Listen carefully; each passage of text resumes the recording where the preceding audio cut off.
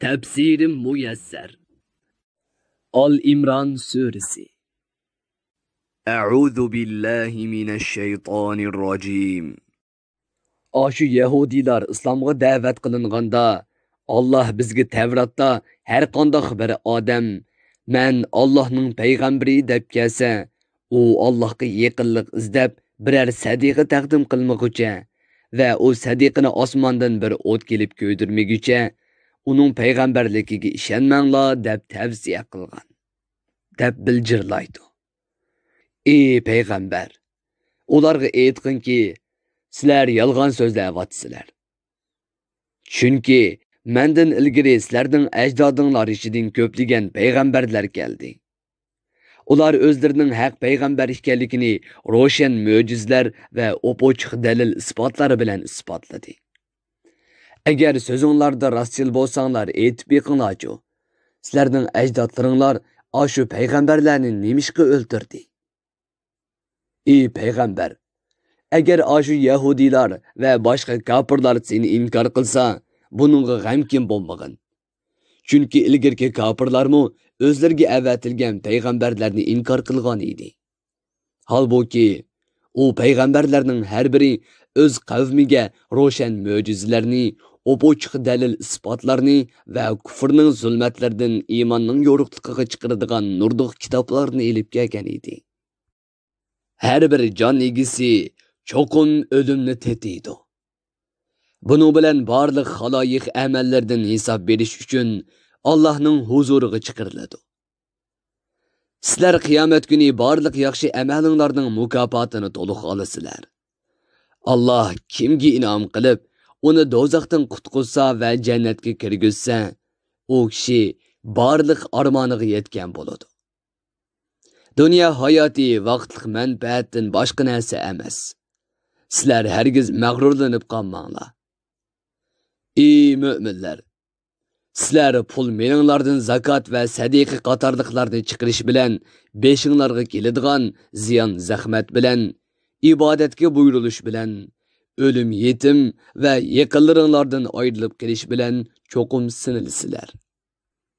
Bu haqiqiy sodiq mu'minning munofiqlardan ayrilishi uchundir. Sizlar yahudilardan, xristianlardan va mushriklardan dininglarga ta'na qiladigan ko'pligan kufr so'zlarni anglaysizlar. Agar bularning hammasiga sabr qilsanglar, Allohning buyurganlarini o'rindab, gunohdan yiroq turib, Allohga taqvolik qilsanglar, bu haqiqatan baslashib qilishga tegishli ishlarning jumlasidandir. Ey payg'ambar, shuni asliginki, o'z vaqtida Allah kitob berilgan yahudilar bilan xristianlardan kitobni kishilarga cho'qim bayon qilib berasizlar va yo'shirmaysizlar deb ahd olgan edi. Yahudilar Tavratga, xristianlar Injilga amal qilishga, bu ikki kitobdagi haqiqatlarni kishilarga bayon qilib berishga, yo'shirmaslikqa, o'zgartmaslikka buyurilgan turg'uq, ular bu ahdini orqasiga cho'rivatdi. Uningga amal qilmadi. Bu kitoblarni o'zgartish va ichidagi haqiqatlarni yo'shirish badaliga dunyoning arzimas pulini elib xarjladi. Ularning ahdini buzish va kitobni o'zgartish badaliga olgan narsa nima degan yomon. Ey payg'ambar, yahudilar bilan munofiqlarga o'xshash o'zining qabih qilmishidan xushallanadigan, qilmagan ishlari bilan madihalanishni yaxshi ko'radigan kishilarni bu dunyoda Allohning azobidan qutuladi deb o'ylamag'in. Ularga oxiratda qattiq azob bor. Bu oyatda har qanday bir yomon ishni ko'ngil xushalliqi bilan qiladigan, boshqalarning maqtishiga erishish uchun qilmagan ishidan faxrlanadigan kishilarga ogohlantirish berilgan. Osmonlarning, zaminning va bu ikkisining orasidagi narsalarning podshohligi Allohga xosdir. Allah hamma narsaga qodirdir. Sheksizki, osmonlarning va zaminning o'rnaksiz yaratilishida, kecha bilan kunduzning navbatlashib turishida, uzun qisqa bo'lib o'zgarib turishida sog'lom aql egalari uchun Allohning birligiga dalolat qiladigan katta dalillar bor. Sog'lom aql egalari bo'lgan kishilar o'ri turgandimi, o'ltirgandimi, yotgandimi, ya'ni hamma holatlarda Allohni eslab turadi. Osmonlarning va zaminning yaratilishi to'g'risida fikr yurgizadi. Ular mundaq deydi: Ey Rabbimiz, sen buni hargiz bekor yaratmading. Sen hikmatsiz ish qilishdan albatta poktursan. Bizni do'zax azobidan saqlagin. Ey Rabbimiz, bizni do'zax azobidan saqlagin. Chunki sen, ey Rabbimiz, gunohi tufaylidan kimni do'zax kirgizsang, uni albatta rasvo qilgan va xor qilgan bo'lasan. Gunoh ma'siyatlar sababli o'ziga zulm qilguvchilarni qiyomat kuni Allohning azobidan qutqizib qoladigan hech qanday madadkor chiqmaydi.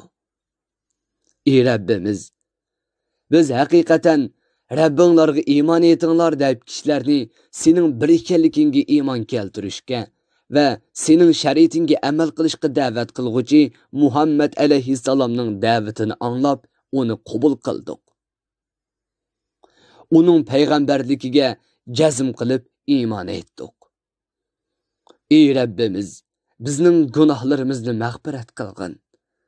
Ayiblarimizni yo'gigin. Bizni yaxshilarning qatorida vafot qildirgin. Ular bilan birga qilgin.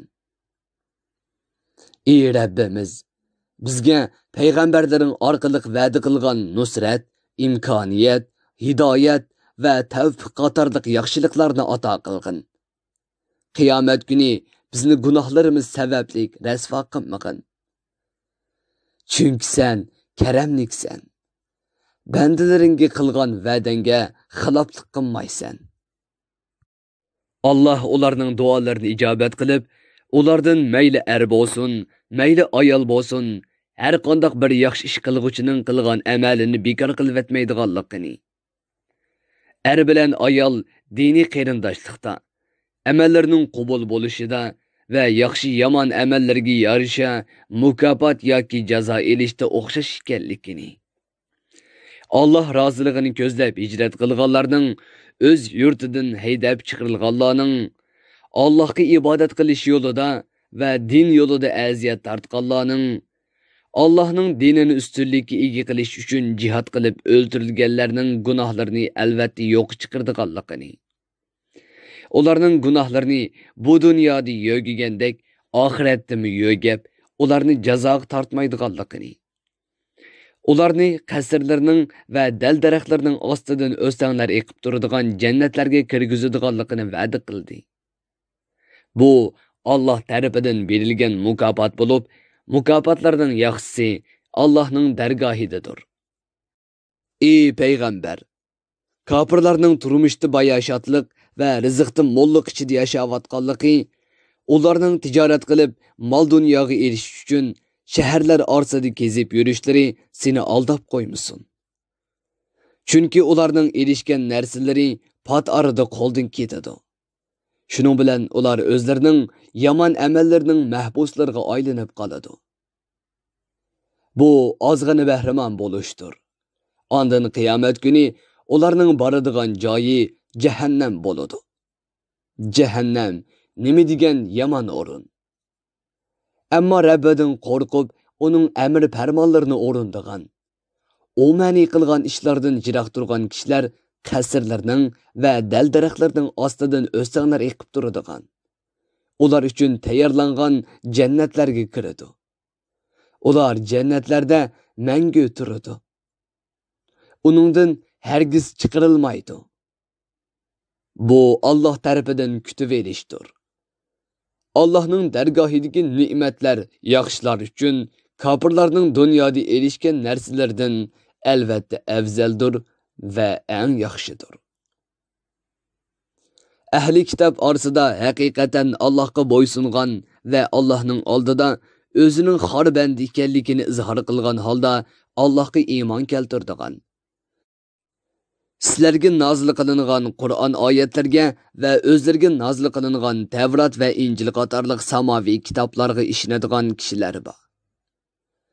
Ular Allohning oyatlarini dunyolik manfaatlarga setib etmaydi. Alloh nozil qilgan haqiqatlarni yoshirmaydi. boshqalarga o'xshash o'zgartmaydi.